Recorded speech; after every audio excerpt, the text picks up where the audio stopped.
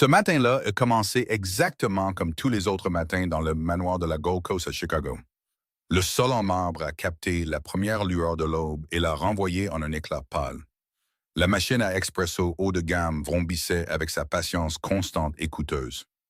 Deux hommes en noir se tenaient devant le portail depuis 5 heures du matin, silencieux comme un mur, et tout fonctionnait avec une précision froide, comme une machine qui tournait depuis trop longtemps. Depuis si longtemps que personne ne se souvenait de demander pourquoi elle tournait. Ralph Moretti, âgé de 37 ans, le patron qui contrôlait la majeure partie de la pègre de Chicago, était assis seul au bout de la table de salle à manger de 12 places.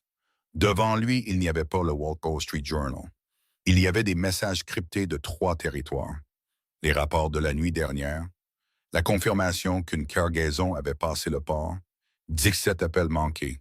Le genre d'appel où ne pas répondre pouvait signifier beaucoup de crises. Le petit déjeuner refroidissait petit à petit.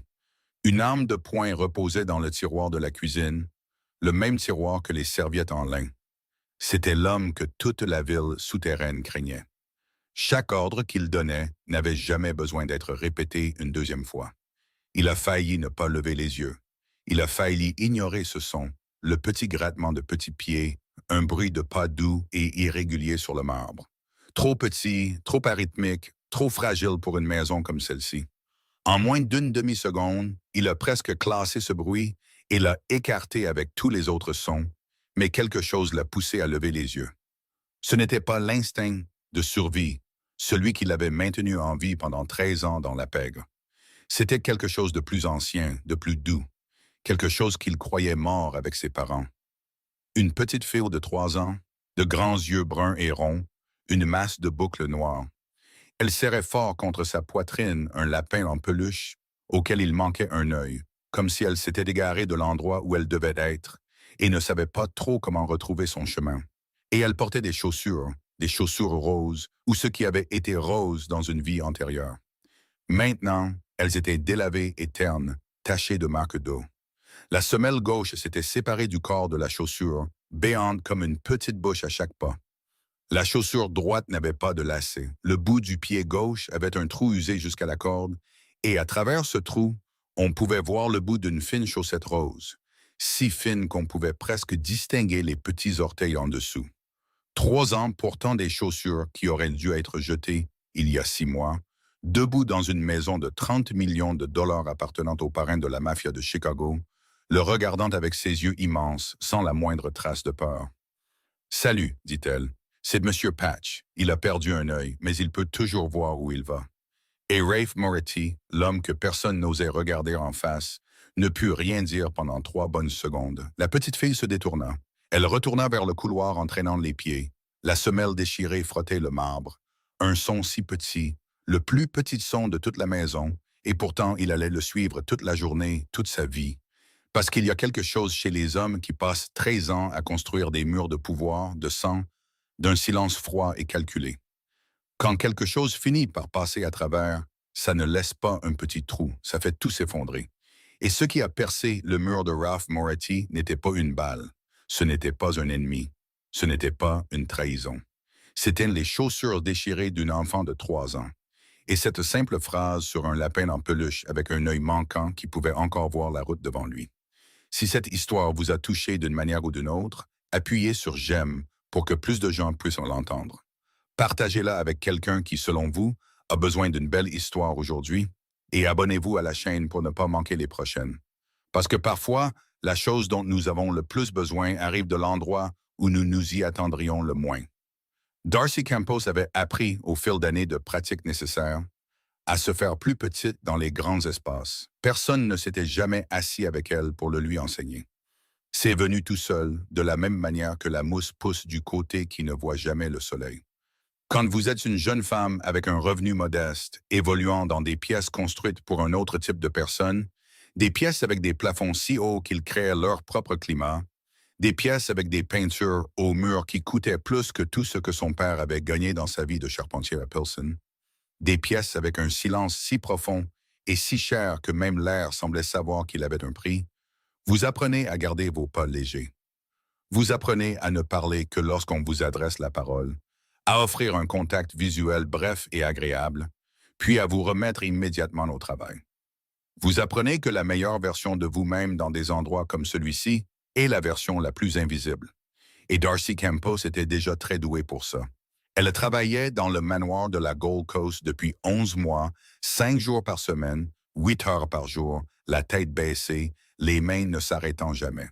Et la qualité de son travail, comme l'avait écrit le directeur de la maison, Preston, dans sa dernière évaluation, en un seul mot, était excellente.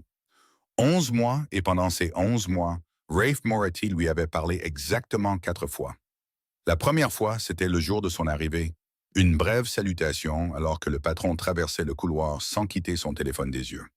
La deuxième fois, c'est quand elle s'est accidentellement mise devant l'entrée du bureau et il a dit « Excusez-moi » d'une voix qui n'était pas tout à fait une excuse, mais plutôt l'annonce qu'elle n'était pas au bon endroit.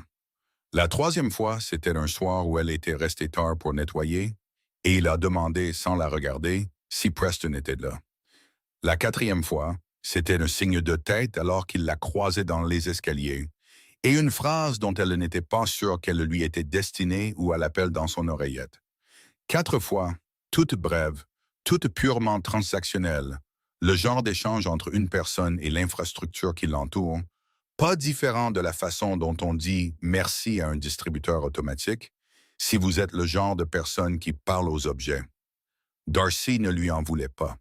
Elle comprenait, avec le genre de compréhension pratique qu'elle appliquait à la plupart des choses, que les très riches vivaient souvent dans une dimension différente, où la machinerie qui assurait leur confort était gérée par des mains invisibles, et les mains elles-mêmes n'étaient pas quelque chose auquel on devait penser très souvent. Elle était l'une de ces mains, une main qui était payée. Ce salaire permettait à sa mère d'avoir ses médicaments.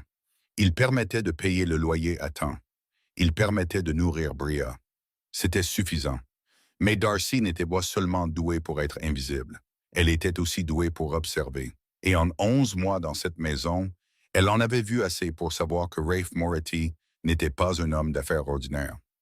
2 hommes en noir se tenaient devant le portail depuis 5 heures du matin, changeant de service à 13 heures, n'entrant jamais dans la maison sauf si on les y convoquait, et ne souriant jamais. Preston prenait des appels dans le couloir d'une voix un ton plus bas que sa voix habituelle, utilisant des phrases que Darcy, ayant grandi à Pilsen, comprenait assez bien pour savoir ce qu'elles signifiaient, des mots sur le nettoyage, sur le fait de ne rien laisser derrière. La salle de réunion au sous-sol qu'on ne lui demandait jamais de nettoyer, la porte toujours fermée, et parfois, quand elle passait devant, le silence derrière cette porte semblait plus lourd que n'importe quel bruit qu'elle n'avait jamais entendu. Elle rassemblait tous ces fragments et les rangeait dans un tiroir de son esprit qu'elle n'ouvrait pas. Non pas parce qu'elle était naïve, non pas parce qu'elle ne connaissait pas la peur, mais parce que la peur était un luxe quand on avait une enfant de 3 ans qui dépendait de chaque dollar que vous rapportiez à la maison, quand votre mère avait besoin de médicaments chaque mois, quand les mathématiques de votre vie n'avaient pas de place pour la variable appelée « trouver un nouveau travail ». Alors Darcy Campos gardait ses pas légers, gardait les yeux baissés, gardait les fragments dans un tiroir bien fermé et continuait à faire son travail avec une excellente qualité. Et si parfois, tard le soir, alors qu'elle nettoyait le salon, là entendait les pas lourds de Rafe Moretti monter du sous-sol, les pas d'un homme qui venait de prendre des décisions auxquelles elle choisissait de ne pas penser, elle baissait seulement un peu plus la tête, se déplaçait un peu plus doucement, et se rappelait qu'elle était là pour Bria, pour Louisa, pour les chiffres qui devaient s'équilibrer chaque mois. Elle était là parce qu'il n'y avait pas de meilleur choix. Et dans le monde de Darcy Campos, meilleur n'était pas un concept abstrait. C'était un calcul, et le calcul disait « reste ». Ce calcul n'était pas toujours celui de Darcy seul. Pendant les 14 premiers mois après la naissance de Bria, elle avait sa mère. Louisa Campos était le genre de femme qui pouvait étirer $1 jusqu'à ce qu'il crie au secours. Le genre de femme qui pouvait regarder un réfrigérateur presque vide que n'importe qui d'autre qualifierait de plus rien et en faire d'une manière ou d'une autre 3 jours de repas pour 2 adultes et un bébé. Le genre de femme qui avait regardé sa fille de 24 ans, célibataire, sans pension alimentaire du père du bébé, travaillant à 2 emplois en même temps, et avec les yeux calmes et clairs de quelqu'un qui avait survécu à des choses plus difficiles, avait simplement dit « On fera les comptes ». Et elles s'y ont fait, ensemble, dans le petit appartement de 2 chambres à Pilsen, qui sentait la cannelle et la crème pour les mains à la lavande de Louisa, où Bria dormait dans un berceau poussé près du lit de Darcy, et le train qui passait à minuit faisait trembler un peu les cadres des fenêtres. Elles ont fait les comptes. Louisa gardait Bria pendant la journée pour que Darcy puisse aller travailler. Darcy faisait des doubles services pour que Louisa n'ait pas à s'inquiéter du loyer. Elle se passait le bébé comme on se passe une flamme, avec soin, avec précision, sans la laisser s'éteindre. Puis Louisa est tombée malade. Le diagnostic est arrivé un mardi de novembre, le genre de jour où le ciel est gris et bas, comme si l'univers l'avait conçu exprès pour être la toile de fond de nouvelles dévastatrices. Cancer de stade 3. Le médecin a dit des mots que Darcy a entendus, mais pendant les 20 premières secondes, son esprit a refusé de les traiter, comme si le langage avait brièvement perdu son lien avec le sens. Un plan de traitement d'agressif, des frais médicaux qui étaient exactement comme les frais médicaux en Amérique, sont toujours exactement comme ça. Brutaux au point d'être abstraits, des chiffres imprimés sur du papier si grand qu'ils cessaient temporairement de signifier quoi que ce soit, jusqu'à ce que vous restiez avec eux assez longtemps, seul, dans le noir, et que le sens revienne pire qu'avant. Louisa a dit à Darcy de ne pas s'inquiéter. Darcy a hoché la tête et a dit qu'elle ne le ferait pas. Puis elle est rentrée chez elle, est allée dans la salle de bain, a fait couler l'eau aussi fort que possible pour que Bria n'entende pas. Et elle a pleuré jusqu'à ce qu'il n'y ait plus de larmes, seulement les tremblements secs de quelqu'un qui était vidé et n'avait toujours pas le droit de s'arrêter. Il y a 18 mois, Louisa allait mieux maintenant, en rémission, prudemment, un test à la fois, une respiration retenue en attendant les résultats, une lente expiration lorsque les chiffres sur la page disaient « pas de récidive ». Mais la dette n'est pas entrée en rémission. La dette était le climat permanent de la vie de Darcy. C'était la pression atmosphérique dans laquelle elle se réveillait chaque matin. C'était la chose qui décidait de chaque choix qu'elle faisait. De l'épicerie à la station-service jusqu'au moment, il y a 8 mois, où elle se tenait dans un magasin de chaussures à bas prix, regardait une paire de chaussures roses à la taille de Bria, retournait l'étiquette, voyait 4,99 $ et les mettait dans le panier. Parce que cette semaine-là, 4,99 $ était le chiffre qui permettait au calcul de rester en vie. 4,99 $ était la distance entre assez et pas assez, entre un loyer payé à temps et un loyer de payé un jour en retard, entre Bria ayant des chaussures à porter et Bria n'ayant pas de chaussures à porter. Darcy s'était promis qu'elles dureraient quelques mois. Elle s'était promis de les remplacer avant qu'elles deviennent trop abîmées. Elle s'était promis beaucoup de choses que les mathématiques mensuelles de sa vie avaient tranquillement, patiemment, sans pitié, transformées en impossibles. Mais la seule chose que Darcy Campos ne permettait jamais, la seule chose dans laquelle elle investissait tout ce qui lui restait, après que les factures, les heures et l'épuisement aient pris leur part, c'était de laisser Bria ressentir quoi que ce soit de tout cela. C'était son plus grand projet, sa construction la plus coûteuse, la chose qu'elle bâtissait chaque jour avec les derniers restes de son énergie. Bria ne grandirait pas dans la lourdeur de ce qu'elle n'avait pas. Bria se sentirait aimée, en sécurité et enchantée par le monde. Alors Darcy transformait tout en aventure. Le trajet en bus vers le manoir chaque matin, les jours où elle devait emmener Bria parce que la voisine qui la gardait parfois n'était pas libre, devenait une expédition. La boîte à lunch que Darcy préparait, beurre de cacahuètes avec bananes, quelques tranches de pommes, une petite poignée de biscuits, devenait un pique-nique. Quand Bria demandait pourquoi les enfants au parc avaient de plus gros jouets, Darcy disait que tout le monde avait des trésors différents. Et le trésor qu'elles avaient toutes les deux, c'était l'une l'autre. Bria acceptait cela avec la profonde aisance d'une enfant qui est vraiment, complètement, inconditionnellement aimée. Et Darcy allait dans la salle de bain et pleurait à ce sujet aussi. Parce que parfois, la chose la plus douloureuse n'est pas le manque lui-même. C'est de voir votre enfant vous faire entièrement confiance alors que vous savez que vous tenez tout ensemble avec des fils si minces que vous avez peur de les regarder de trop près. Darcy nettoyait les fenêtres de l'aile est, la raclette se déplaçant en arc propre et précis, quand Preston est apparu dans l'embrasure de la porte. Elle a su que quelque chose n'allait pas avant même qu'il ne parle, parce que Preston ne venait jamais la chercher en plein milieu de son service sans raison. Et Preston était le genre d'homme dont les raisons venaient toujours d'une seule source. Monsieur Moretti veut vous parler, a dit Preston. Quand ce sera pratique pour vous? Quand ce sera pratique pour vous? Darcy savait que cette phrase n'était pas une invitation. C'était un ordre enveloppé de politesse, le genre de langage que les gens autour de Rafe Moretti utilisaient pour transformer chaque commandement en quelque chose qui semblait optionnel alors qu'en vérité, ça ne l'était absolument pas. Elle sentit le resserrement familier dans son estomac, le genre de resserrement que les mots Monsieur Moretti veut vous parler créerait naturellement chez quiconque dépendait de la bonne volonté continue de Monsieur Moretti pour un salaire. Elle posa la raclette, s'essuya les mains sur son tablier, vérifia que son chignon était toujours bien en place, que son uniforme était sans tache, que tout dans son apparence extérieure racontait l'histoire qu'elle voulait qu'il raconte, professionnel, fiable, rien à craindre. Puis elle a parcouru le long couloir en direction du salon principal, le menton droit, respirant délibérément. Et dans son esprit, elle a repassé la semaine écoulée comme on feuillette les pages d'une liste de contrôle. Chaque tâche accomplie, chaque surface propre, chaque procédure suivie, elle n'avait rien fait de mal. Il n'y avait aucune raison pour que cette réunion soit mauvaise. Elle se le répétait dans sa tête comme une prière silencieuse, petite et constante. La prière de quelqu'un qui sait que parfois la prière est la seule chose que l'on peut contrôler quand tout le reste est entre les mains de quelqu'un d'autre. Mais même en essayant de se calmer, il y avait une autre partie d'elle, la partie qui avait vécu 11 mois dans cette maison et avait rangé suffisamment de fragments dans un tiroir qu'elle n'ouvrait jamais. Et cette partie lui rappelait que c'était Ralph Moretti.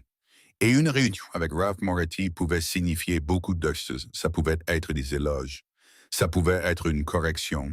Ça pouvait aussi être quelque chose qu'elle n'avait pas encore imaginé, quelque chose qui vivait dans le territoire obscur qu'elle avait soigneusement évité de regarder pendant 11 mois. Tout n'était pas sûr.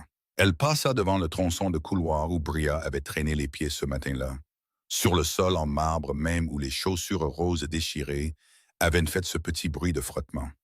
Et elle ne savait pas que ce son avait déjà changé quelque chose à l'intérieur de l'homme qu'elle s'apprêtait à rencontrer. Elle entra dans la pièce. Rafe Moretti se tenait près de la fenêtre. Et quand il se tourna, l'expression sur son visage était quelque chose qu'elle n'avait jamais vu en 11 mois de travail dans cette maison. Pas la courtoisie distante qu'il utilisait pour la plupart des interactions. Pas la concentration froide et aiguë qu'elle avait entrevue quand il était au téléphone. Rien de dangereux, bien qu'elle se soit préparée à cette possibilité. C'était autre chose. Quelque chose qui ressemblait à un homme qui venait de se souvenir de quelque chose d'important et n'avait pas eu le temps de réarranger son visage dans la bonne forme. « Madame Campos, dit-il, merci d'être venue. S'il vous plaît, asseyez-vous. » Elle s'assit, elle joignit ses mains sur ses genoux pour qu'elle ne la trahisse pas.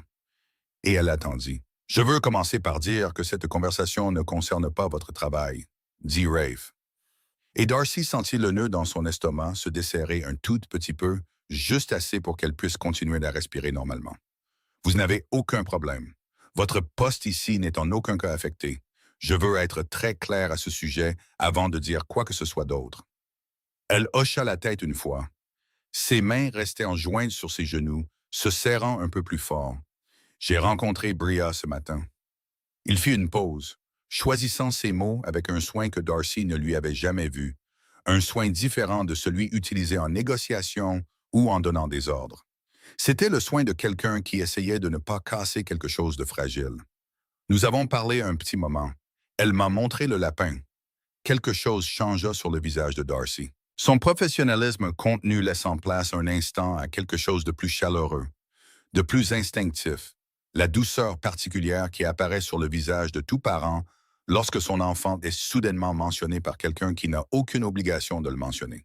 « Elle a tendance à vagabonder, » dit Darcy. « Je suis désolé si elle vous a dérangé. » Elle ne m'a pas dérangé. La voix de Rafe était stable, mais pas dure. Elle ne m'a pas dérangé du tout. Elle était parfaite. Puis il s'arrêta, et Darcy vit quelque chose changer dans ses yeux, comme un homme se tenant sur un seuil et sachant qu'une fois qu'il l'aurait franchi, il ne pourrait plus revenir en arrière. J'ai vu ses chaussures. La chaleur quitta immédiatement le visage de Darcy. Ce qui la remplaça fut une expression qu'elle avait pratiquée pendant des années, vivant dans la distance étroite entre l'amour-propre et la pénurie. Un arrangement précis et conscient de dignité et d'exposition, le visage de quelqu'un qui vient de réaliser que la chose la plus privée de sa vie a été vue. Sa mâchoire ne se serra pas. Ses yeux ne baissèrent pas. Elle se tenait avec un calme qui coûtait manifestement quelque chose. Et elle ne dit rien. Et elle attendit. Je ne dis pas pour vous faire honte, dit Rafe. Je veux être absolument clair à ce sujet. Je le dis parce que j'y pense depuis 3 heures et je ne peux pas m'arrêter d'y penser. Et j'ai décidé que je voulais faire quelque chose et j'ai besoin de vous le demander d'abord. Darcy le regarda attentivement. Que voulez-vous faire? Et ce fut le moment dont ils se souviendraient tous les deux plus tard. Pas la virée shopping pour les chaussures après. Pas ce qui s'est passé dans les semaines qui ont suivi. Mais ce moment où Rafe Moretti se pencha en avant, posa ses avant-bras sur ses genoux et la regarda. C'était Rafe Moretti, l'architecte des ombres de la ville. L'homme qui donnait des ordres qui n'avaient jamais besoin d'être répétés. L'homme que Darcy avait passé 11 mois à éviter soigneusement de regarder droit dans les yeux.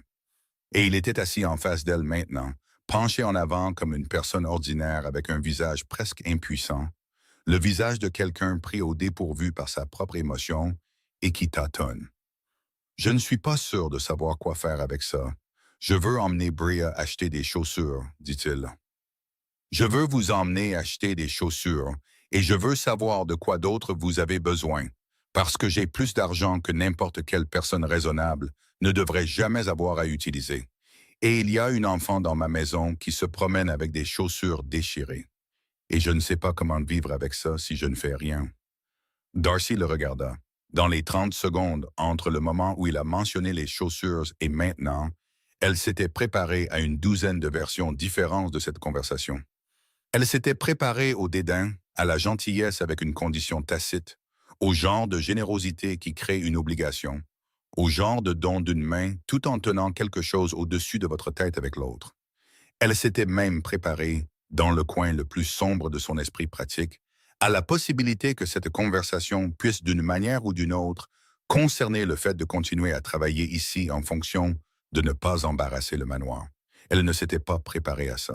À la façon dont il se penchait en avant, à ses avant-bras sur ses genoux, à l'expression sur son visage qu'elle reconnaissait maintenant comme presque impuissante, l'expression de l'homme le plus puissant qu'elle ait jamais rencontré, assis en face d'elle et essayant, un peu maladroitement, de trouver un moyen de gérer ses propres sentiments. « Vous n'êtes pas obligé de faire ça, » dit-elle. Sa voix était calme.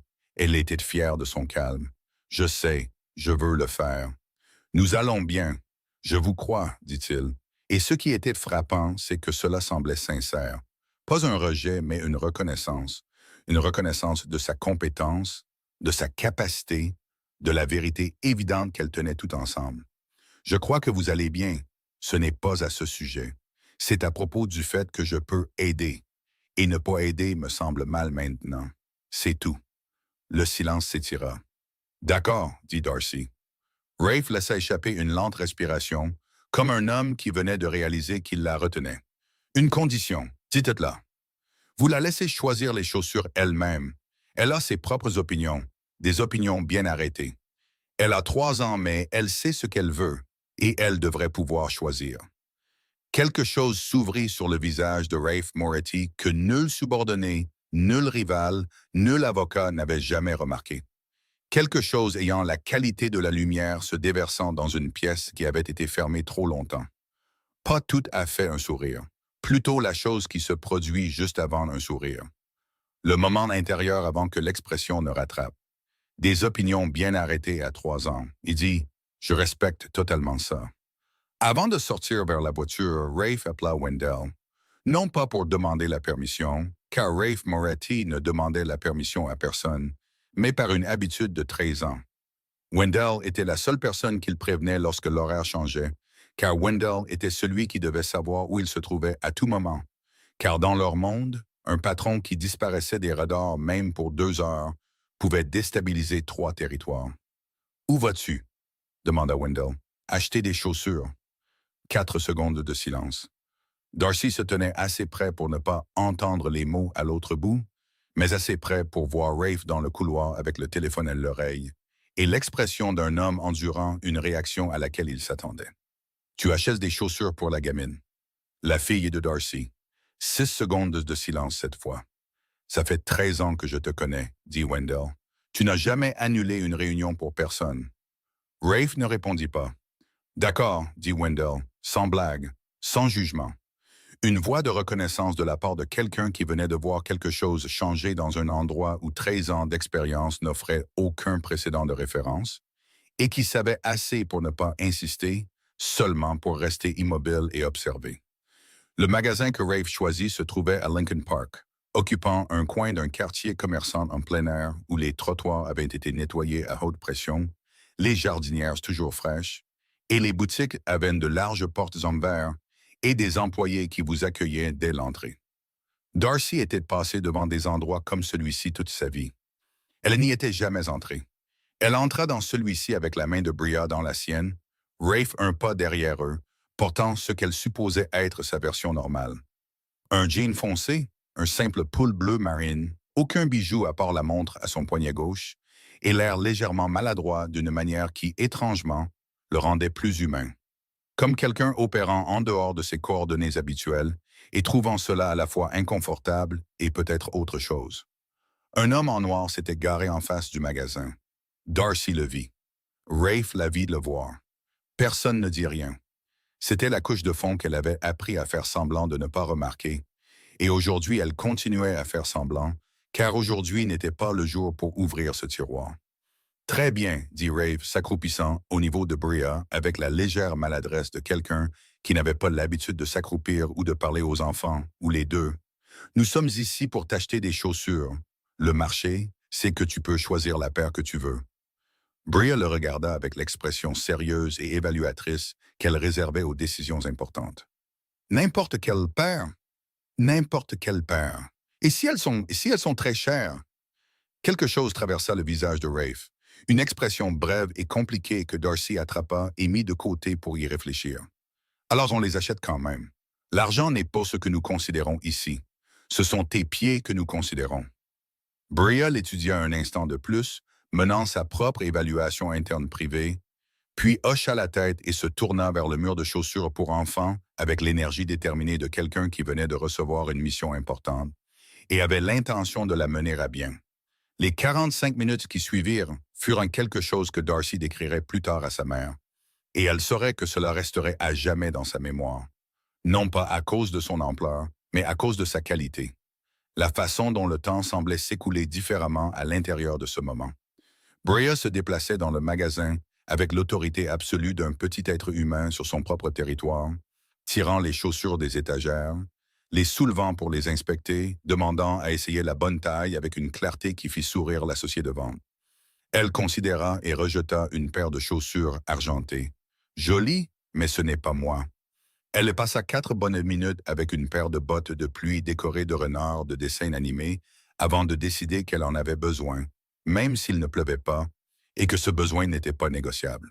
Elle trouva une paire de chaussures lumineuses, roses et argentées, avec de petites étoiles qui clignotaient à chaque pas, et elle les enfila et marcha d'avant en arrière devant le miroir avec la satisfaction concentrée de quelqu'un qui avait découvert sa propre vérité. Rafe s'assit sur le banc et regarda, son expression s'éloignant de l'homme qui lisait des messages cryptés chaque matin, pour s'installer dans quelque chose de calme et de plein. De la façon dont l'eau semble très profonde et très calme. Elle va prendre les 4 paires, n'est-ce pas? Murmura-t-il à Darcy qui se tenait à côté du banc. Elle va essayer, dit Darcy. Elle hésita.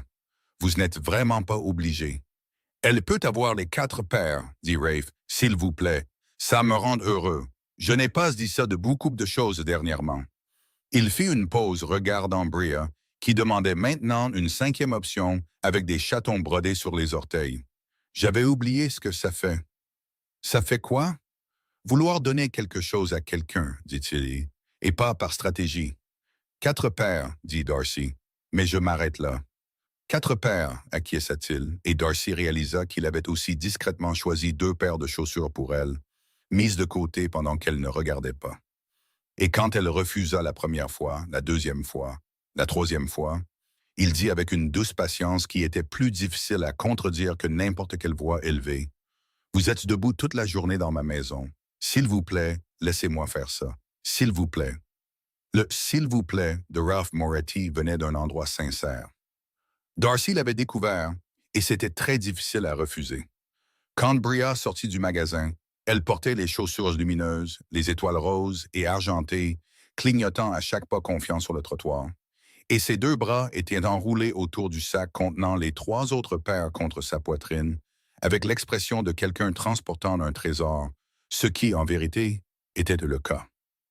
Darcy marchait à côté d'elle, portant le plus petit sac avec les deux paires de chaussures qu'elle avait refusées 3 fois et acceptées parce que le « s'il vous plaît » de Ralph Moretti venait d'un endroit auquel elle ne pouvait pas dire non. Bria s'arrêta brusquement au milieu du parking. Elle leva les yeux vers Rafe avec un visage très sérieux et souleva le sac. « Merci pour mes chaussures. »« De rien, » dit Rafe. « Monsieur Patch dit merci aussi. Dis à Monsieur Patch qu'il est le très bienvenu. » Bria réfléchit à cela, puis elle leva les deux bras, le geste universel de chaque enfant de 3 ans dans le monde quand il veut être pris dans les bras, visant directement Ralph Moretti avec la certitude absolue d'une petite personne qui avait évalué la situation et conclu que c'était une demande parfaitement raisonnable.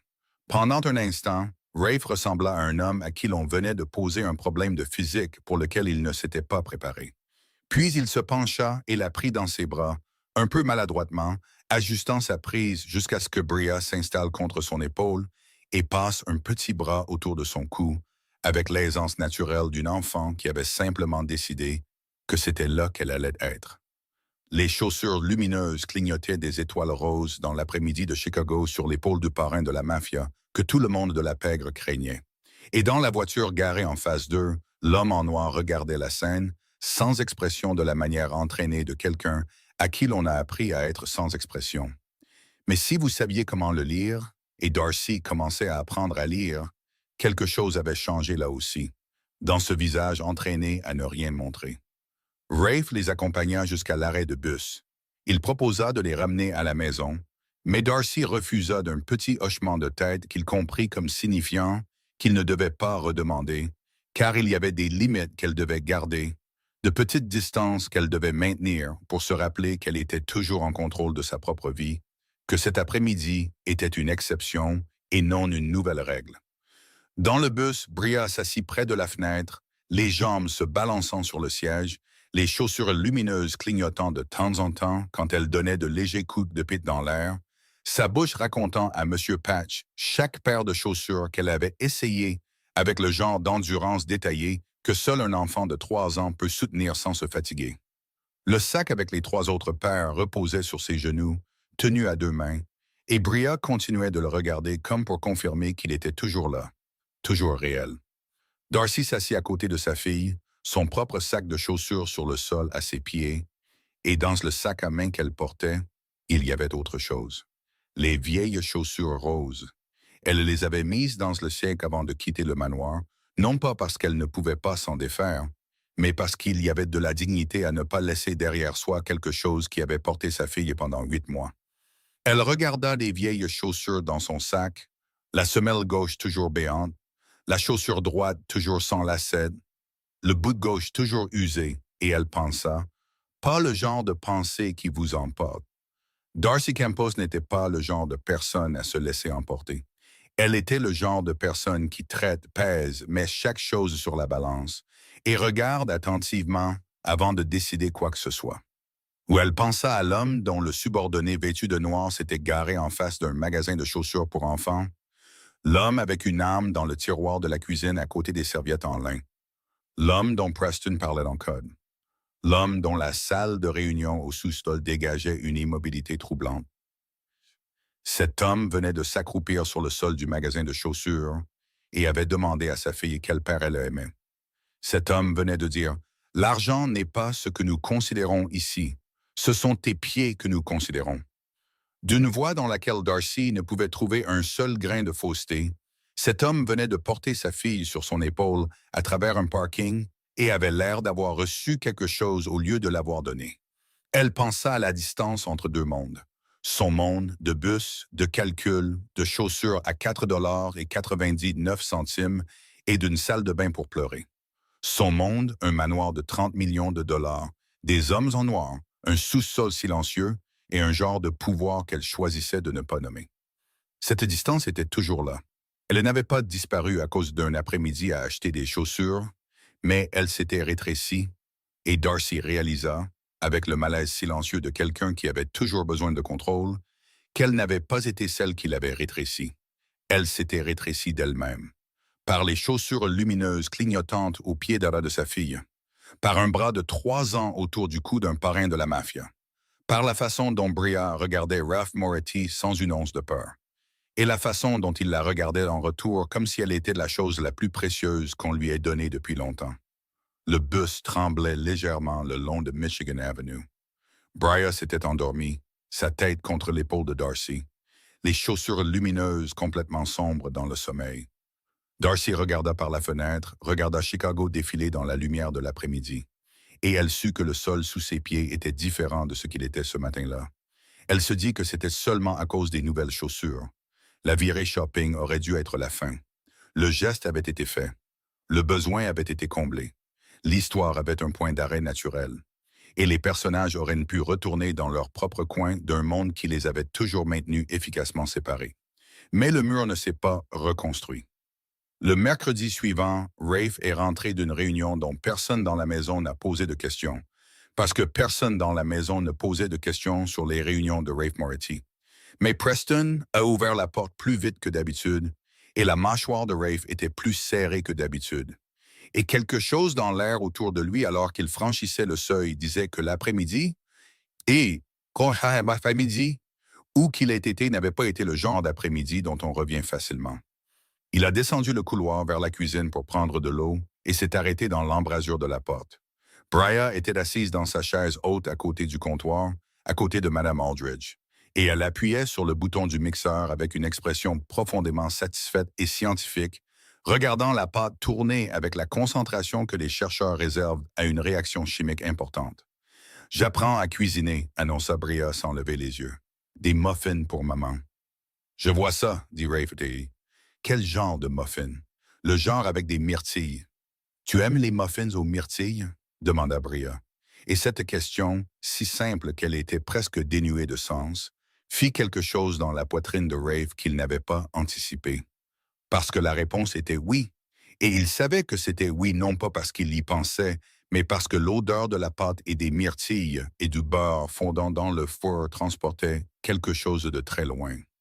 D'une cuisine plus petite, d'avant l'argent, avant le pouvoir, avant que les intérêts composés de l'ambition n'accélèrent sa vie au-delà du point où l'on remarque encore ce que l'on aime. Sa grand-mère, elle faisait des muffins aux myrtilles le dimanche matin quand il était enfant, dans une cuisine avec une petite fenêtre et une lumière jaune, et elle était la dernière femme avant Bria à l'avoir regardée sans peur. « Ce sont mes préférés, » dit Rafe. Il se versa de l'eau, s'assit au comptoir, et sans prendre de décision à ce sujet, il resta. Sa mâchoire se détendit. Tout ce qu'il avait ramené de la réunion de l'après-midi commença à se dissoudre dans l'air de la cuisine qui sentait les muffins en train de cuire. « Tu as le droit d'en avoir un, » dit Bria avec la générosité de quelqu'un qui distribue à partir d'un stock limité et précieux. « Mais maman en a le plus, c'est juste. » Rafe acquiesça. Mme Aldridge croisa son regard à travers la cuisine et sourit. Un petit sourire chaleureux de quelqu'un qui avait cuisiné dans cette maison assez longtemps pour savoir ce qui y manquait, et qui venait de voir cette chose manquante apparaître à côté du bol à mélanger sur une chaise haute. Darcy vint chercher Bria à la fin de son service. Elle se tint dans l'embrasure de la porte de la cuisine et vit la scène. Rafe assis au comptoir avec ce qui était clairement son deuxième muffin. Bria dans la chaise haute à côté de lui, expliquant avec une grande sérieux et une précision scientifique limitée le cycle de vie d'une myrtille telle qu'elle le comprenait. Et l'expression qui traversa le visage de Darcy à ce moment-là fut quelque chose qu'elle attrapa et effaça très rapidement. Mais pas assez rapidement, car Rafe la vit. Il la vit parce que maintenant il faisait attention. Ils commencèrent à parler les soirs où Darcy finissait son service, et Bria était fatiguée. Recroquevillée dans le coin d'un canapé quelque part avec M. Patch. et la maison contenait le silence plus doux de la fin de soirée. Ils parlaient comme des gens qui n'avaient jamais eu l'intention de commencer à parler et qui découvraient trop tard pour faire quoi que ce soit de raisonnable à ce sujet qu'ils ne voulaient pas s'arrêter. Rafe lui parla de son père, abattu lors d'un conflit territorial quand Rafe avait 24 ans, et sa mère, décédée 4 mois plus tard, comme si elle ne pouvait pas exister seule sans lui. Rafe avait tout construit dans les années qui ont suivi avec l'investissement total et absolu d'un homme qui avait converti le chagrin en carburant et ne savait pas comment le reconvertir. Avec des nuits blanches, avec des décisions que les gens ordinaires n'avaient jamais à prendre, avec des morceaux de son humanité qu'il a coupés un par un pour survivre. Il ne partageait pas de détails. Il n'en avait pas besoin. Darcy comprenait assez bien à travers les espaces entre ses phrases. Darcy posa des questions sur la grande table en chêne, pourquoi il la gardait. Rafe fit une pause et son visage prit l'expression d'un homme à qui l'on venait de poser une question que personne n'avait posée en 13 ans, une question qu'il ne s'était lui-même jamais posée. « Je ne sais pas, dit-il. C'est une table pour une famille, dit Darcy. 12 personnes sont censées s'asseoir à tête. Elle attend. Le silence s'étira. Je pense que j'ai oublié comment vouloir ça, dit Rafe. Je ne pense pas que vous ayez oublié, dit Darcy. Je pense que vous avez peur. Il la regarda longuement. Vous êtes très direct. Ma mère dit la vérité parce qu'elle n'a ni le temps ni l'énergie pour autre chose, dit Darcy. Ça déteint sur vous. Et Rafe la regarda dans la lumière tardive de la cuisine, qui sentait encore faiblement les muffins aux myrtilles, et réalisa que c'était la chose la plus dangereuse qu'il ait affrontée en 13 ans. Pas un rival, pas une trahison, mais une femme qui parlait directement aux endroits qu'il avait scellés, et n'avait pas peur de la façon dont il pourrait réagir. Dans la période qui suivit ces soirées de conversation, Rafe demanda à Preston de se renseigner discrètement sur la dette médicale de Louisa Campos. Il le dit avec le calme d'un homme donnant une instruction quotidienne, sans insistance, sans explication. Et Preston, qui travaillait pour Rafe depuis 9 ans et avait développé une capacité presque absolue à lire la véritable signification derrière chaque ordre que son employeur donnait, ne posa aucune question de clarification et n'offrit aucun commentaire. Il dit seulement « Oui, monsieur », et s'en occupa. 3 jours plus tard, Preston revint avec un chiffre. Rafe regarda le chiffre. Il était négligeable. Dans les mathématiques de la vie de Rafe, où des sommes bien plus importantes transitaient par le port chaque nuit, où un seul appel téléphonique pouvait déplacer des montants que la plupart des gens ne voyaient jamais de leur vie, la dette médicale de Louisa Campos était si petite qu'elle n'existait presque pas. Mais cette fois, cela ne ressemblait pas à une transaction. Chaque nuit, lorsque l'argent circulait dans son système, c'était un pur chiffre, abstrait, détaché de tout visage. Cette fois, le chiffre avait un visage. Il avait le visage de Darcy assise sur les marches de l'entrée, parlant de ce mardi de novembre. Il avait le visage de Bria marchant avec des chaussures déchirées sur le marbre. Il avait le visage d'une femme nommée Louisa qu'il n'avait pas rencontrée, mais dont il avait assez entendu parler pour savoir qu'elle était le genre de personne qui étirait $1 jusqu'à ce qu'il crie au secours et disait « On fera les comptes » quand tout s'effondrait. « Règle ça, » dit Rafe. Preston s'en occupa. Darcy l'apprit un mardi matin lorsque sa mère appela. Louisa pleurait si fort qu'elle pouvait à peine former une phrase, seulement des fragments se brisant entre les sanglots. La société de recouvrement a appelé. Payé. Tout. Source anonyme. Darcy était assise dans sa voiture sur le parking du manoir de la Gold Coast et écoutait sa mère pleurer au téléphone et sentit quelque chose d'énorme et d'écrasant la traverser. Gratitude et chagrin et soulagement, tout comprimé ensemble en quelque chose qui n'avait nulle part où aller, sinon sortir. Elle pressa son front contre le volant et pleura. La lumière du soleil du matin entrait par le pare-brise et Bria dormait sur la banquette arrière, ses chaussures lumineuses complètement sombres dans le sommeil. Et Darcy pleura jusqu'à ce que le trop-plein se vide d'elle et qu'il ne reste que l'immobilité fatiguée de quelqu'un qui vient de poser un fardeau qu'elle avait porté si longtemps que son corps avait oublié ce que c'était de ne pas l'avoir. Elle sut immédiatement qu'il n'y avait qu'une seule source anonyme. Quand elle entra et rencontra Rafe dans le couloir, il se dirigeait vers son bureau. Il s'arrêta, regarda son visage et comprit tout de suite qu'elle savait. Et l'expression qu'il aurait préparée, le masque neutre et fuyant qu'il aurait utilisé dans toute autre situation pour éviter l'émotion, n'eut pas le temps de monter à la surface. parce qu'elle le regarda avec des yeux aussi clairs et directs que le premier jour dans le salon, le jour des chaussures. Et elle dit « Merci ».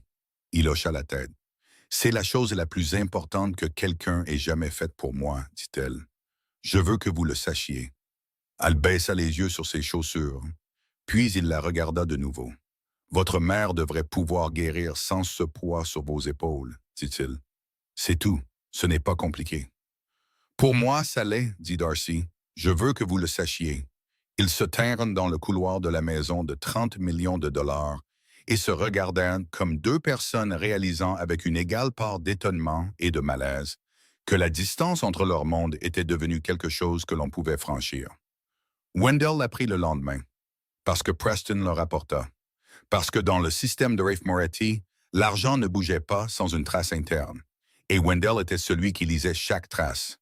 Il vint voir Rafe ce soir-là, dans le bureau, la porte se ferma, et il parla franchement de la manière dont seul Wendell était autorisé à parler franchement à Rafe Moretti. « Tu sais, dit Wendell, si quelqu'un découvre que tu tiens à cette mère et à cette gamine, elles deviennent une cible.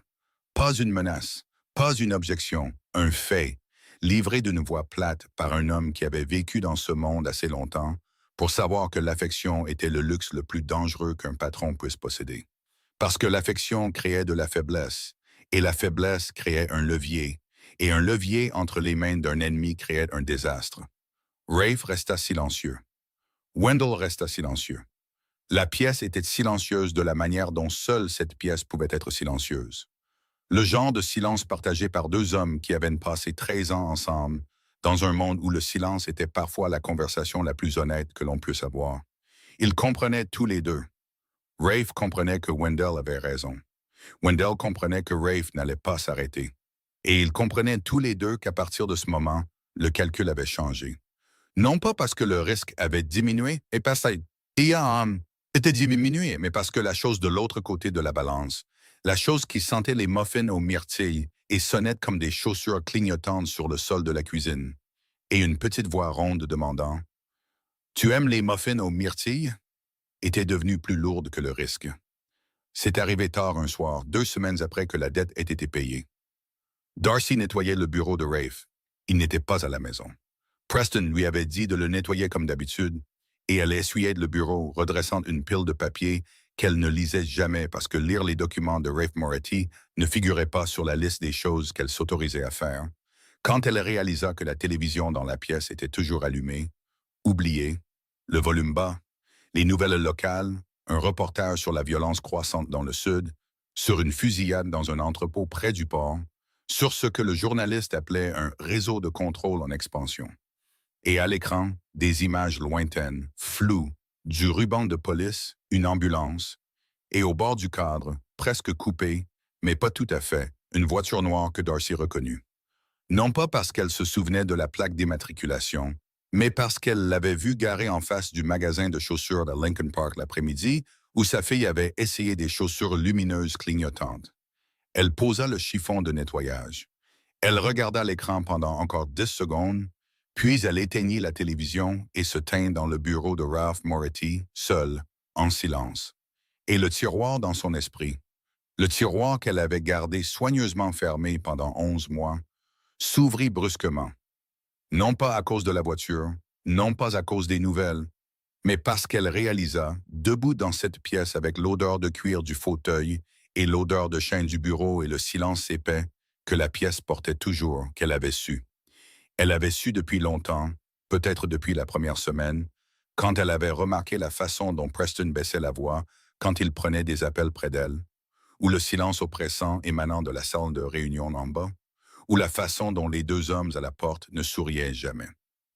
Elle avait su, comme on sait, que l'hiver arrive avant que la neige ne tombe, su dans ses os et non en mots, su et choisi de ne pas savoir, l'avait classé dans un tiroir et l'avait gardé fermé parce que l'ouvrir l'aurait forcé à faire quelque chose. Et faire quelque chose pouvait signifier perdre ce travail. Et perdre ce travail pouvait signifier que le calcul s'effondrait. Mais maintenant, le calcul était différent. Maintenant, sa fille demandait « Quand est-ce que je revois Oncle Rafe ?» Chaque soir avant de se coucher. Maintenant, sa fille rêvait de chaussures lumineuses et de muffins aux myrtilles, et de l'homme qui s'était accroupi sur le sol du magasin de chaussures et avait demandé quel père elle aimait. Maintenant, ce tiroir ne voulait plus rester fermé parce que ce qu'il y avait à l'intérieur n'était plus des fragments abstraits sur un étranger. C'était devenu une question spécifique et aiguë qui touchait directement la mère en elle. L'homme auquel sa fille s'était attachée était le même homme dont elle venait de voir la voiture dans un reportage de 23 heures sur la violence. Elle rentra chez elle ce soir-là en bus, Bria endormie contre son épaule. C'était un des jours où elle avait dû l'emmener avec elle, et l'appartement de Pilsen l'accueillit avec l'odeur familière de la petite cuisine et le son lointain du train et la lumière fluorescente de la cuisine qu'elle oubliait toujours de remplacer, vacillant faiblement dans le coin gauche. Elle donna le bain à Bria. Elle la mit en pyjama. Elle lut une histoire, tout pyjama, elle que Bria demandait d'entendre encore et encore 3 fois avant d'accepter de fermer les yeux, celle d'un ours cherchant un ami, et Darcy lut d'une voix égale et chaleureuse tandis qu'à l'intérieur d'elle, tout tournait. Elle attendit que la respiration de Bria ralentisse pour atteindre le rythme régulier et profond d'une enfant complètement en sécurité dans son sommeil. Puis elle retira sa main de celle de sa fille aussi doucement que possible et alla dans la cuisine. Elle s'assit à la table de la cuisine sous la lumière fluorescente vacillante, seule, et elle réfléchit. Elle pensa à l'homme qui avait payé la dette de sa mère sans que personne n'ait besoin de le savoir.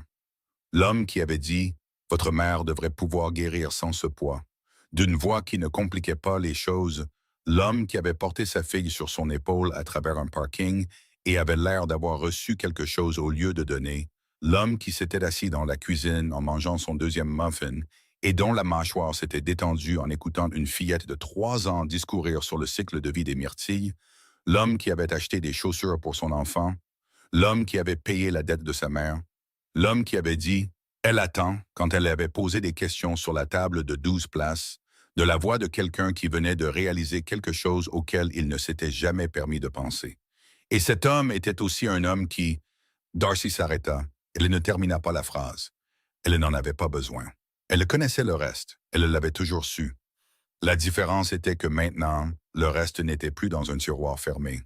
Il était assis en face d'elle à la table de la cuisine à Pilsen sous la lumière fluorescente vacillante, et il n'allait nulle part, et elle allait devoir le regarder droit dans les yeux et décider. Cette nuit-là, Darcy ne put dormir. Elle resta allongée sur le lit de l'appartement de Pilsen, les yeux ouverts sur le plafond où le lampadaire extérieur peignait de longues bandes de lumière à travers l'interstice des rideaux, et elle entendit chaque son de la nuit plus clairement que jamais. Le grondement lointain du train, quelqu'un fermant d'une portière de voiture en bas, le doux murmure des tuyaux à l'intérieur des murs, et la respiration régulière de Bria sur le petit lit à moins d'un pas. Bria bougea à 2 heures du matin, sans se réveiller, juste le genre de mouvement qu'un enfant fait au milieu d'un rêve assez vif pour que le corps réagisse. Et dans ce rêve, Bria murmura, sa voix petite, ronde et floue dans l'espace semi-éveillé. Oncle Rafe dit qu'il aime les chaussures qui s'allument. Puis elle se recroquevilla à nouveau, serra plus fort M. Patch, et replongea dans un sommeil profond avec l'aisance absolue d'une enfant de 3 ans qui ne savait pas que le monde était bien plus compliqué que des chaussures clignotantes, des muffins aux myrtilles et un homme gentil s'accroupissant sur le sol d'un magasin. Darcy resta dans le noir et écouta sa fille rêver de l'homme qui tenait le pouls de Chicago dans sa main, et la question qu'elle avait évitée depuis qu'elle était assise à la table de la cuisine sous la lumière fluorescente ne la laissait pas l'éviter. Quelque chose que j'ai passé 13 ans à me convaincre que je n'avais pas besoin, quand le coût de le vouloir pourrait ne pas être payé par moi, mais par eux. 2 personnes, 2 pièces, 2 côtés de la même ville.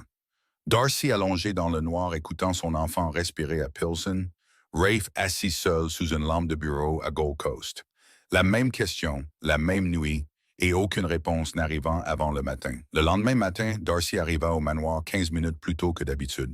Elle installa Bria dans la cuisine avec Mme Aldridge, vérifia que M. Patch était dans les mains de sa fille et que sa fille était stable avec un bol de céréales.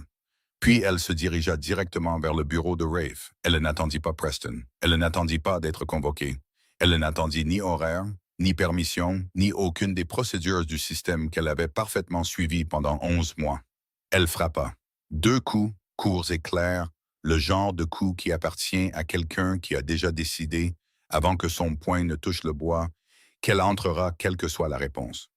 Entrez, dit la voix de Rafe de l'intérieur. Elle ouvrit la porte et entra. Rafe était assis derrière son bureau, le téléphone à la main, et quand il leva les yeux et la vit, il y eut un moment de réelle surprise sur son visage. Bref, mais impossible à cacher, car en 11 mois, Darcy Campos n'était jamais venue à son bureau de sa propre initiative. Pas une seule fois. Elle était celle qu'on appelait, pas celle qui appelait. Elle était celle qui attendait les ordres, pas celle qui fixait la réunion.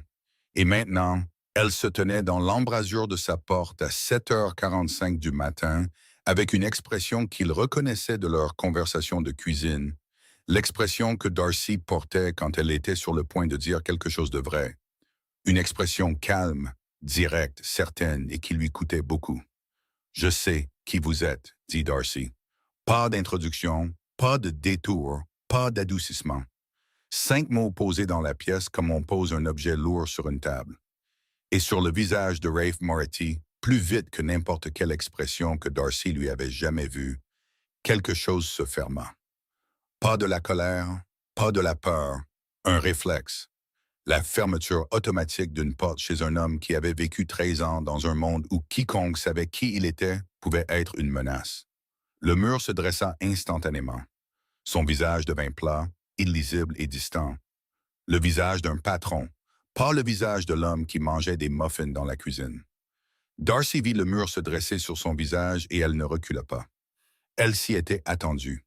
Elle avait passé toute la nuit à se préparer à ce moment précis, à la possibilité que dès qu'elle parlerait franchement, l'homme en face d'elle deviendrait la version que toute la ville craignait, au lieu de la version que sa fille appelait oncle, et elle avait décidé qu'elle parlerait, peu importe la version qu'il deviendrait, parce que sa mère lui avait appris à dire la vérité, et cela s'était imprégné en elle.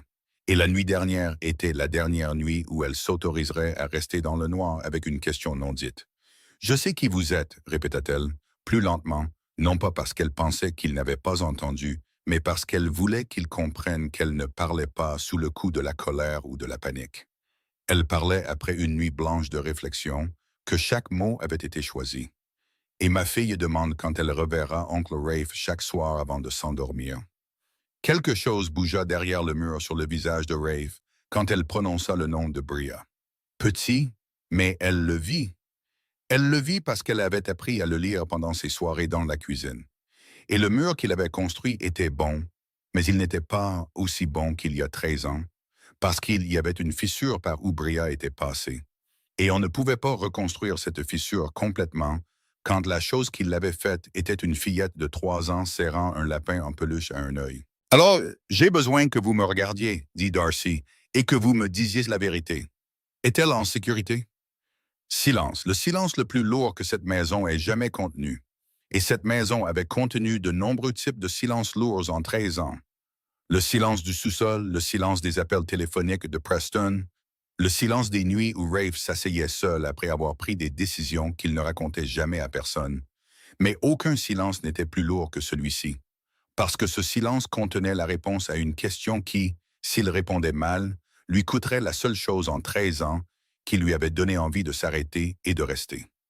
Oui, dit Rafe, sa voix n'était plus plate. Le mur était toujours là, mais il s'était fissuré davantage. Et à travers la fissure, Darcy pouvait voir l'homme derrière, l'homme qui avait porté sa fille sur son épaule dans un parking et avait l'air d'avoir reçu quelque chose de précieux.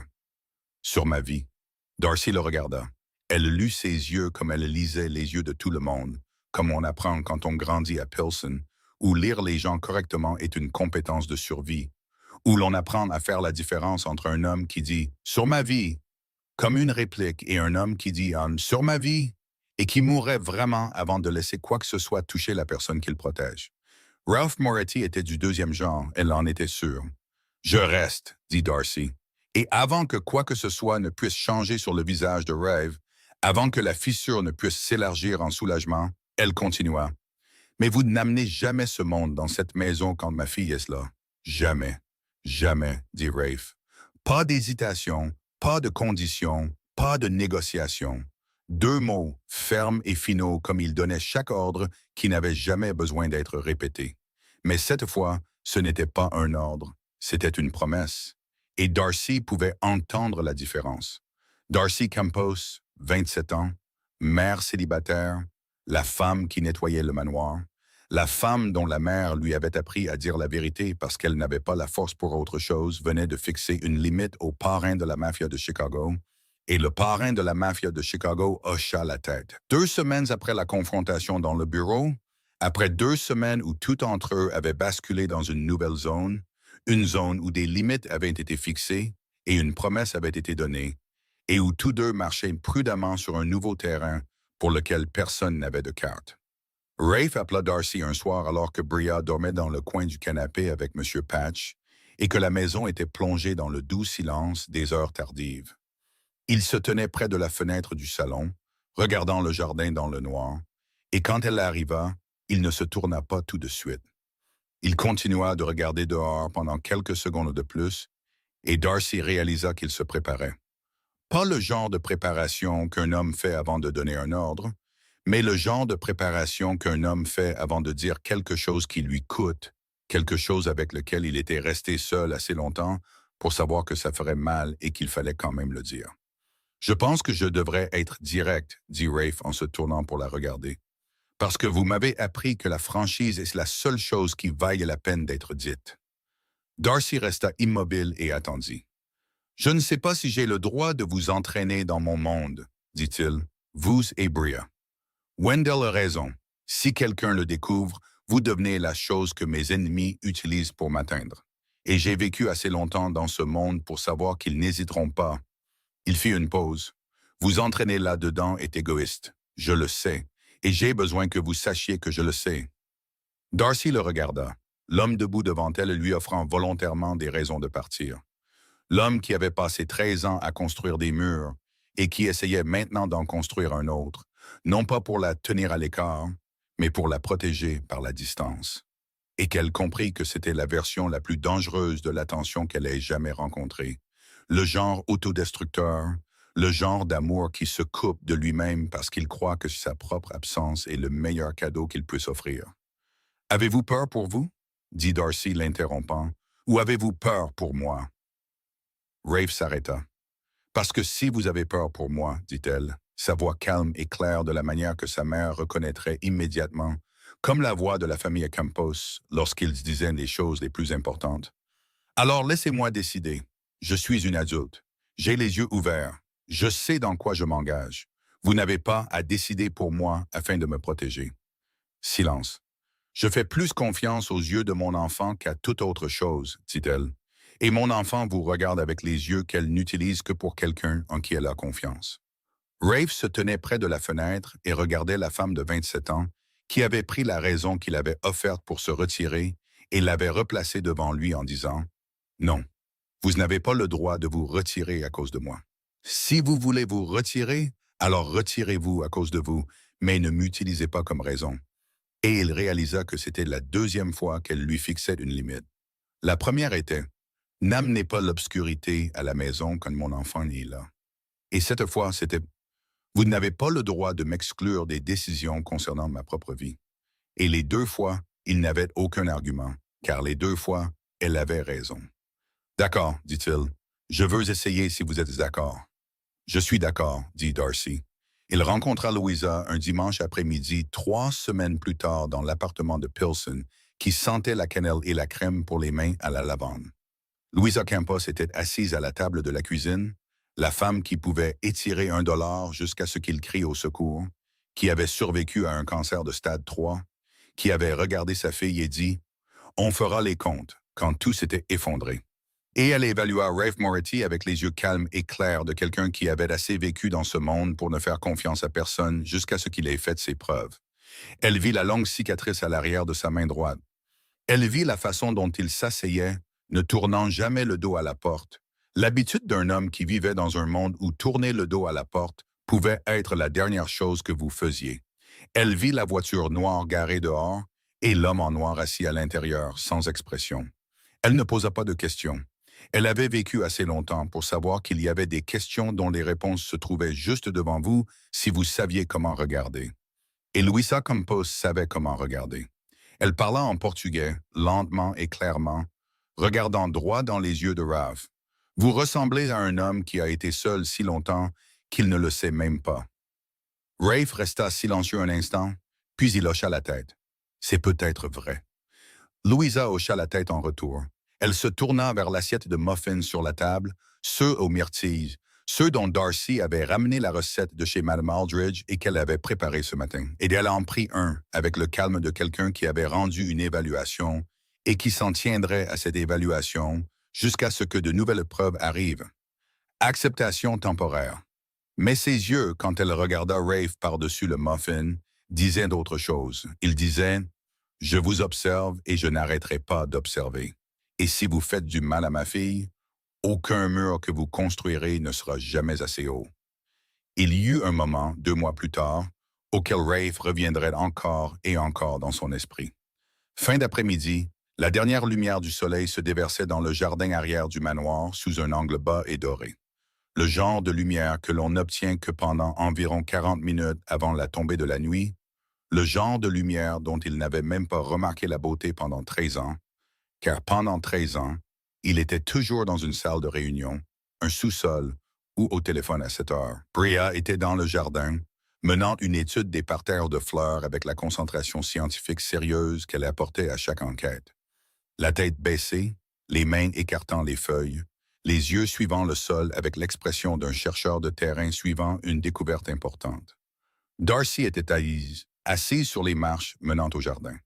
Elle avait enlevé ses chaussures et les avait posées soigneusement à côté d'elle, les pieds nus sur la pierre chaude, le visage tourné vers le dernier soleil, les yeux fermés, et sur son visage, il y avait quelque chose que Rafe n'avait pas vu auparavant, ou plus honnêtement, n'avait pas vu sous une forme aussi complète, un lâcher-prise. Pas un lâcher-prise complet, car Darcy Campos n'était pas le genre de personne à lâcher complètement prise, mais la version la plus proche du lâcher-prise qu'elle s'autorisait. Le rare moment où elle ne calculait pas, ne gérait pas, ne s'occupait pas. Elle était seulement assise et prenait le soleil. Rafe se tenait à côté d'elle, et sans planifier, sans décider, sans calculer de stratégie, il se pencha et prit sa main. C'était tout. Une main avec une longue cicatrice à l'arrière, une main qui avait signé des ordres, tenu une arme et fait des choses sur lesquelles elle choisissait de ne pas poser de questions, prenant une main rendue rugueuse par le frottement quotidien, une main qui avait essuyé des milliers de surfaces dans sa maison, une main qui tressait les cheveux de Bria chaque matin et essorait les serviettes et tenait tout ensemble avec des fils si minces qu'elle-même avait peur de regarder de trop près. Darcy ouvrit les yeux. Elle regarda leurs mains jointes, sa cicatrice pressée contre la rugosité de sa peau. 2 cartes de 2 vies différentes se touchant. Puis elle leva les yeux vers lui, puis elle posa sa tête contre sa jambe. Léger, naturel, le geste le plus simple et le plus honnête. Le geste de quelqu'un qui avait passé en revue chaque calcul, chaque risque, chaque raison de ne pas le faire, et avait décidé que c'était sûr, réel, et que ça en valait la peine. Ils restèrent ainsi jusqu'à ce que Bria accourt du parterre de fleurs, les 2 mains en coupe autour de quelque chose, son visage illuminé par l'excitation de quelqu'un qui venait de faire une découverte scientifique. « J'ai trouvé un verre », annonça-t-elle, tendant ses mains pour leur montrer un ver de terre se tortillant entre de petits doigts boueux. « Il a besoin d'une maison. Est-ce qu'il peut rester ici? »« Il vit dans la terre, ma chérie, » dit Darcy. « Il a déjà une maison. » Bria regarda le verre, pas entièrement convaincue, ayant clairement des opinions différentes sur la qualité du logement du verre, et pesant les options d'amélioration.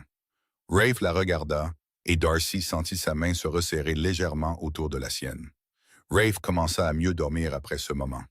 Pas immédiatement, pas complètement, car 13 ans d'insomnie ne disparaissent même pas à cause d'un après-midi dans un jardin, mais progressivement, de la manière dont l'eau trouve son chemin à travers les fissures de la pierre, quelque chose en lui commença à se détendre. Il commença à aller aux réunions avec ce que son assistant décrivait en privé comme une énergie différente. Toujours vif, toujours concentré, mais ne fonctionnant plus sur le carburant étroitement comprimé, presque frénétique, d'un homme n'ayant que le travail pour contrebalancer le travail. Il commença à rentrer à l'heure le dimanche. Il commença à remarquer la qualité de la lumière du matin, la façon dont elle tombait à travers les fenêtres de la cuisine sous différents angles selon la saison, et il réalisa que pendant 13 ans, il l'avait manqué chaque matin parce qu'il regardait toujours un écran au lieu de regarder la fenêtre. Et un mardi matin de janvier, Rafe se tenait dans la cuisine en buvant du café, et il vit le dessin. Brea l'avait scotché au réfrigérateur avec un aimant en forme de fleur, dessiné au crayon de cire, avec le style artistique inimitable d'une enfant de 3 ans. 4 personnes debout côte à côte, avec des proportions de taille très interprétatives et une précision technique limitée. Sous chaque silhouette, l'écriture de Darcy l'étiquetait dans l'ordre que Brea avait dicté. Maman, Rafe, Brea, Monsieur Patch. Monsieur Patch était de la même taille que Rafe. Les 4 silhouettes avaient la même énorme bouche souriante.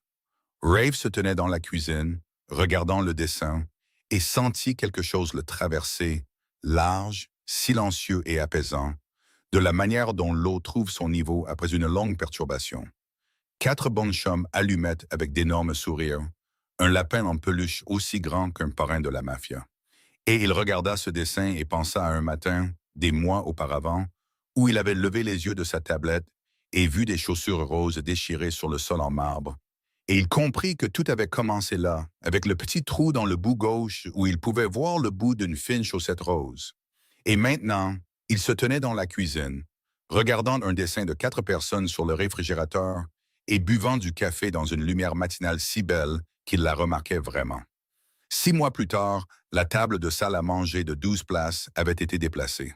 Pas loin, toujours dans la même maison, toujours la même table en chêne foncé qui avait porté le poids des repas de la famille Moretti pendant 2 générations, mais elle avait été déplacée de la salle à manger principale. La pièce formelle avec le haut plafond, le lustre et le silence coûteux, vers la cuisine ouverte que l'architecte d'intérieur avait autrefois appelé le coin petit déjeuner, qui en pratique était devenu le véritable centre de la maison. La pièce où la lumière du matin se déversait le plus fort, où ça sentait toujours le café et quelque chose en train de cuire, où l'on pouvait entendre la cuisine et le jardin à travers les portes vitrées qui s'ouvraient sur la cour. L'idée de déplacer la table venait de Brea. Techniquement, annonça-t-elle un matin, avec l'autorité absolue qu'elle apportait à chaque arrangement domestique, la grande table était trop loin de la cuisine. Ça prenait trop de temps pour aller chercher à manger, et être là-dedans était vraiment ennuyeux. Elle dit la dernière partie avec la précision d'une enfant de 3 ans, vraiment ennuyeux. Et ces 2 mots ont atterri avec une acuité qu'aucun adulte dans la pièce ne pouvait esquiver, parce que chacun d'eux l'a entendu et a su qu'un enfant venait de nommer la chose qu'ils ressentaient tous, mais que personne n'avait dite à voix haute. La table a été déplacée ce week-end-là. La table avait toujours 12 places. Le dimanche matin, elle était pleine. Louisa Campos venait tous les dimanches, 3 mois après sa rémission et un peu plus forte chaque semaine, apportant l'odeur de la crème pour les mains à la lavande et la capacité de transformer n'importe quel réfrigérateur en festin, et un regard particulier qu'elle donnait à sa fille qui disait « Je suis là, je suis fière et je n'ai pas fini ». Elle venait avec sa nièce Nina, 25 ans, drôle de la manière sèche et rapide de quelqu'un qui a grandi en transformant les difficultés en blagues, et le petit ami de Nina, Jude, silencieux, mais il faisait la vaisselle sans qu'on le lui demande, et rien que pour ça, il a été accepté immédiatement. Preston venait parce qu'il était invité, et il s'est avéré que Preston, qui avait déjeuné seul à son bureau pendant 9 ans, lorsqu'il était placé à une table avec 11 autres personnes, était un être humain étonnamment chaleureux, avec une expertise étonnamment profonde dans les jeux de société que personne ne savait qu'il jouait. Madame Aldridge venait, apportait de la nourriture et resservait tout le monde sans demander parce que c'était son langage d'amour, et tout le monde le recevait comme un langage d'amour. Wendell venait, réticent la première fois, moins réticent la deuxième, la troisième fois, comme s'il avait toujours appartenu à cet endroit. Il amenait sa femme, Margot, et Margot a parlé avec Louisa pendant 3 heures d'affilée la première fois qu'elles se sont rencontrées, puis est partie avec le numéro de téléphone de Louisa, une recette de muffins aux myrtilles et la promesse de revenir le dimanche suivant. Brea s'asseyait au bout de la table. Personne ne n'a voté. Personne ne l'a arrangé. C'est arrivé naturellement, comme les choses les plus vraies arrivent. Un dimanche, elle a grimpé sur la chaise du bout, la chaise qui avait toujours été vide auparavant, et a annoncé qu'elle pouvait voir tout le monde d'ici et qu'elle allait s'asseoir ici. Et c'est tout. Elle portait ses chaussures lumineuses tous les dimanches, des étoiles roses clignotant sur le sol de la cuisine alors qu'elle se déplaçait de personne en personne sur l'orbite de quelqu'un, s'assurant que tout le monde à sa table avait ce dont il avait besoin. Elle avait appris ça de sa mère. Tout le monde à table pouvait le voir. Rafe s'asseyait à la droite de Bria. Personne n'a arrangé ça non plus. C'était entièrement son choix. Il s'asseyait là avec la qualité particulière d'un homme qui avait appris, au fil de 6 mois de dimanche, ce que c'était que d'avoir un endroit où aller qu'il n'avait pas orchestré, un endroit qui ne lui demandait rien d'autre que sa présence, et qui voulait vraiment cette présence. Il s'asseyait là, buvant du café et écoutant 12 personnes remplir la table qui avait été construite exactement à cet effet. Et il regarda de l'autre côté de la table où Darcy riait de quelque chose que Nina venait de dire, la tête renversée en arrière, tout son visage ouvert et sans défense de la manière que seul le dimanche matin pouvait faire ressortir en elle, et il sentit quelque chose pour lequel il n'y avait pas de mot équivalent dans le monde où il opérait autrefois. Un foyer. Wendell était assis en face de lui, et Darcy surprit le moment où Wendell regarda Rafe rire. Vraiment rire. Pas le rire poli ou le rire froid, mais le genre de rire qui utilisait tout le visage, et Wendell se tourna vers Margot et murmura « 13 ans, je ne l'ai jamais vu comme ça. » Margot prit la main de son mari sous la table, et pour la première fois, quand le téléphone vibra dans sa poche, un message de l'autre monde, des territoires, du port, des appels cryptés et du silence du sous-sol, Rafe ne regarda pas. Il le laissa vibrer. Il choisit la table. Les chaussures roses déchirées étaient scellées à l'intérieur d'un petit cadre en bois, posé sur le rebord de la fenêtre de la cuisine où la lumière du matin les touchait en premier chaque jour. Délavée et terne, la semelle gauche toujours béante, la chaussure droite toujours sans lacet, le bout gauche toujours usé. Le même trou à travers lequel, des mois plus tôt, Rafe Moretti avait vu le bout d'une fine chaussette rose et senti quelque chose traverser chaque mur qu'il avait jamais construit. Elles étaient de là, derrière une vitre, comme un souvenir, comme un rappel, comme la preuve que de petites choses brisées pouvaient changer la direction de tout. Bria posa une question à leur sujet un matin, alors qu'elle était assise sur le comptoir de la cuisine, en mangeant des céréales, les pieds se balançant, ses chaussures lumineuses clignotant doucement chaque fois que ses talons tapaient sur le meuble en dessous. « Pourquoi c'est là? » demanda-t-elle en montrant le cadre en verre sur le rebord de la fenêtre. Darcy versait du café, et elle fit une pause, regarda les chaussures dans le cadre, et répondit de la voix qu'elle utilisait quand elle disait à Bria des choses importantes, calme, claire et chaleureuse. Pour qu'on se souvienne de quelque chose d'important. Quoi? Que parfois, dit Darcy, la chose qui semble casser est la chose qui ouvre la porte. Bria étudia les chaussures dans le cadre avec le sérieux qu'elle apportait à toute nouvelle information qui devait être traitée. Puis son visage s'illumina de la manière dont les enfants s'illuminent quand ils trouvent un lien entre deux choses que les adultes supposent qu'ils ne peuvent pas connecter. Comme l'œil de M. Patch, dit-elle. Il a perdu un œil, mais il peut toujours voir où il va. Exactement comme ça, dit Darcy, et elle sourit. Le genre de sourire qui n'apparaît que lorsque sa fille dit quelque chose de si vrai qu'il n'y a plus rien à ajouter. Il y avait autre chose que Darcy découvrit, pas le même jour, mais un autre le matin, un matin ordinaire, quand elle ouvrit le tiroir de la cuisine pour prendre des serviettes. Ce tiroir, le tiroir qu'elle connaissait depuis ses premiers mois de travail dans cette maison, contenait quelque chose à côté du lin. Le tiroir qu'elle avait ouvert des centaines de fois, et chaque fois avait vu de l'acier froid à côté de tissu blanc, et chaque fois l'avait refermé sans réagir, parce que réagir était un luxe. Ce tiroir ne contenait plus que des serviettes. Darcy se tenait dans la cuisine, la main tenant le tiroir ouvert, et fixait l'espace vide où l'arme avait été. Personne ne le lui avait dit. Personne ne l'avait annoncé. Rafe ne l'avait pas déclaré, ni expliqué, ni transformé en un grand geste. Il l'avait simplement déplacé, discrètement. Parfois, elle ne le savait pas, de la même manière qu'il avait payé la dette de sa mère, sans bruit, sans que personne n'ait besoin de voir. Elle resta là, dans la cuisine, pendant un long moment, regardant cette absence où se trouvait autrefois de l'acier froid, et maintenant il n'y avait que du lin blanc et la lumière du matin, Et elle comprit que c'était ainsi que Ralph Moretti disait des choses qu'il ne savait pas dire à voix haute. Les chaussures encadrées sur le rebord de la fenêtre disaient « C'est ici que tout a commencé ». Le tiroir vide disait « Je choisis ça ». Le dernier dimanche de l'année, un dimanche de décembre, quand la lumière du soleil entrait par les fenêtres de la cuisine à son angle, le plus bas et le plus doré, la table de 12 places était pleine, des muffins aux myrtilles venaient de sortir du four et Bria faisait sa tournée dominicale pour confirmer que tout le monde à sa table était heureux. Louisa racontait quelque chose en portugais à Nina qui fit que Nina se couvrit la bouche et se pencha en riant. Jude était assis à côté de Nina, silencieux et souriant, ses mains empilant automatiquement les assiettes qui s'amassent en une pile nette, parce que faire la vaisselle était son langage d'amour. Preston et Wendell avaient une petite mais féroce dispute sur quelque chose impliquant à la fois l'histoire et les jeux de société, une dispute qu'ils appréciaient clairement plus que toute autre conversation qu'ils avaient eue toute la semaine. Madame Aldridge se déplaçait autour de la table, remplissant le café et le jus d'orange sans que personne n'ait besoin de demander. Margot se penchait vers Louisa pour écouter l'histoire, ses mains tenant toujours celles de Wendell sous la table depuis un moment inconnu plus tôt. Bria vint à la chaise de Rafe et tira sur sa manche. « Qu'est-ce qu'il y a, ma chérie? » dit-il. « Je t'ai fait ça, dit-elle, et de derrière son dos, elle sortit un dessin. Les crayons de cire encore un peu collants et frais, et le tendit pour qu'il le voie. 4 personnes plus grandes que celles sur le réfrigérateur, car en 6 mois, elle s'était améliorée. Et les 4 se tenaient devant quelque chose qui était clairement une maison.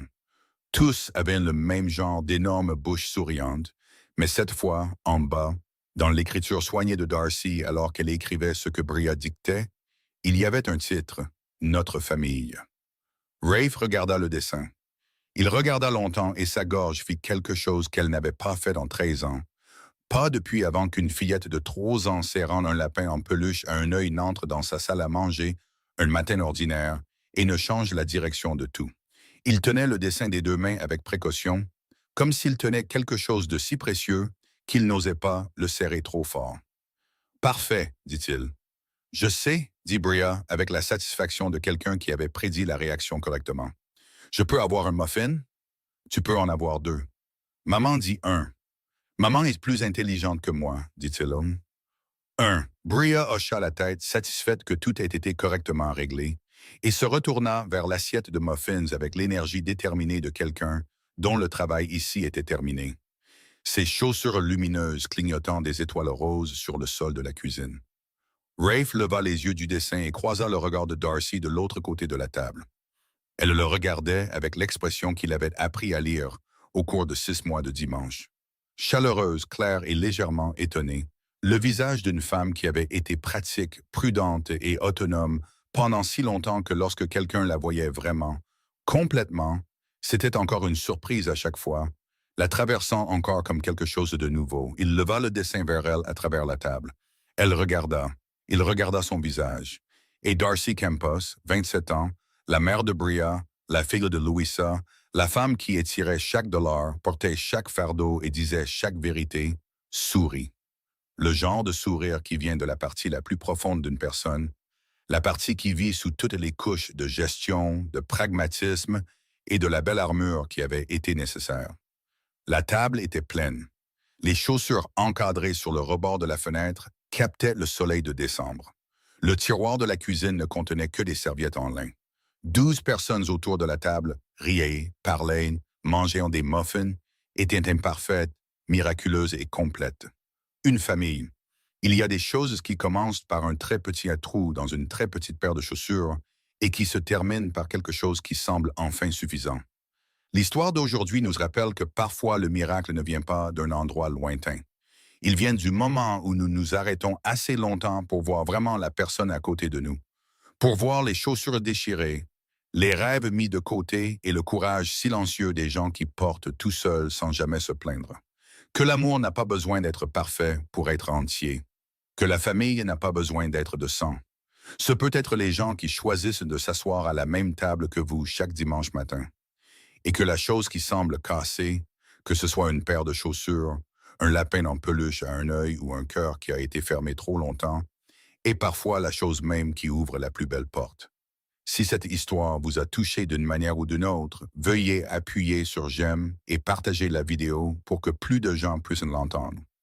Et n'oubliez pas de vous abonner à notre chaîne et d'activer les notifications pour ne pas manquer les prochaines histoires.